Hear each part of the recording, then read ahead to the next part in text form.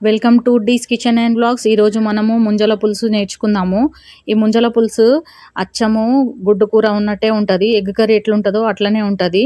ఇక్కడ నేను పొయ్యి వెలిగించేసిన, మట్కి పెట్టేసేయాలి. మట్కి పెట్టేసి ఒక 2 పావులు నూనె వేసేయాలి. నూనె కాగంగానే 1 టీ స్పూన్ జీలకర్ర ఆవాలు కూడా వేసుకోవాలి.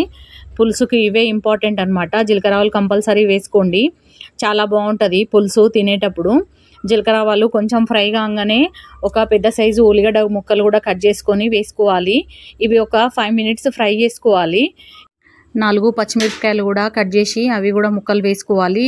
ఖాళీ సుంచి వేసుకుంటే సరిపోతుంది. ఒక 2 రెబ్బలు కరివేపాకు కూడా వేసుకోవాలి. ఈ ఉల్లిగడ్డ ఫ్రై అయితేనే టేస్ట్ బాగా వస్తుంది కర్రీ అనేది. ఇక్కడ కొంచెము అల్లం వెల్లుల్లి పేస్ట్ కూడా వేసుకోవాలి. 1 టీ స్పూన్ అంతా సరిపోతుంది. తర్వాత 1 టీ స్పూన్ పసుపు కూడా వేసుకోవాలి.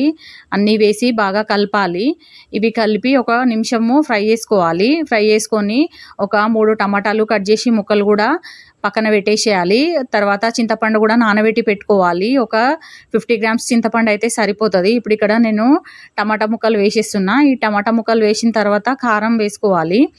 కారము 2 టీ స్పూన్లు సరిపోతుంది. కొంచెం కారం ఎక్కువనే పడుతుంది. ఉప్పు కారం కరెక్ట్ వేయకపోతే ముంజల కూర తీయగా అయిపోతుంది అనమాట. పులుసు అనేది తీయగా ఉంటుంది. ఇక్కడ నేను 2 టీ స్పూన్లు కారం వేసేసిన, తర్వాత 1 టీ స్పూన్ ఉప్పు కూడా వేసేసిన, తర్వాత 1 టీ స్పూన్ ధనియాల పొడి, 1 పావు టీ స్పూన్ గరం మసాలా కూడా వేసుకోవాలి. వేసుకొని 1 నిమిషము ఫ్రై చేసుకోవాలి. ఇక్కడ నాకు పొయ్యి సరిగా మండట్లేదు, దానివల్లనే కొంచెం పొగలాగా వచ్చేస్తుంది.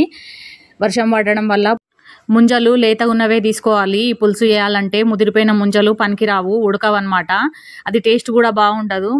లేత ముంజలు అయితేనే టేస్ట్ బాగుంటుంది. ఇవి పులుసులా ఉడికితే ముంజలు లేత కొబ్బరి తిన్న ఫీలింగ్ ఉంటుంది.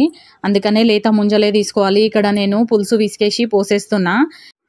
పులుసు పోసిన తర్వాత కొన్ని వాటర్ కూడా కలుపుకోవాలి. ఇదే స్టేజ్లో ఉప్పు కారం కూడా సరిపోయిందా లేదా చూసుకోవాలి. ఒకవేళ ఉప్పు కారం సరిపోకపోతే కొంచెం వేసుకోవాలి. ఇక్కడ ఒక 3 స్పూన్లు కొబ్బరి పొడి కూడా నేను మిక్సీ పట్టి పోసేసిన పేస్టు.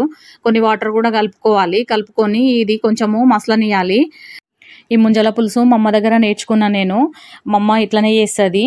ఇది సెకండ్ టైం నేను ఈ ముంజల పులుసు చేయడము. ఇక్కడ 7-8 తాజా ముంజలను తీసుకొని అవి కూడా వేసేయాలి. ఇట్లా పులుసు కొంచెం మసిలితే సరిపోతుంది. పులుసులా ముంజలు వేసిన తర్వాత ఒక 10 మినిట్స్ ఉడకనియాలి. కొత్తిమీర, పుదీనా ఏమన్నా వేసుకోవాలంటే మీరు వేసుకోవచ్చు. నేను వేయట్లేను ఇక్కడ. ఈ వీడియో నచ్చితే లైక్ చేయండి, షేర్ చేయండి, కామెంట్ చేయండి, సబ్స్క్రైబ్ చేసుకోండి. 10 మినిట్స్ తర్వాత ముంజల పులుసు దగ్గరికి అయిపోయింది. ఇది సర్వ్ చేసుకోవడమే. అన్నంలో తింటే చాలా బాగుంటుంది. Thanks for watching.